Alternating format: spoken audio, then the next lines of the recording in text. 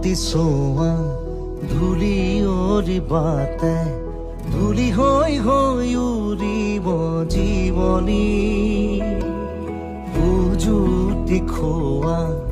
উচুপনিবোৰে ছবি হৈ হৈ কবহি কাহিনী সময়ৰে সুতি সুততে সুহুৰি সুৰুঙাৰে সৰকি সুঁৱৰি উভতি চোৱা ধূলি অৰিবাতে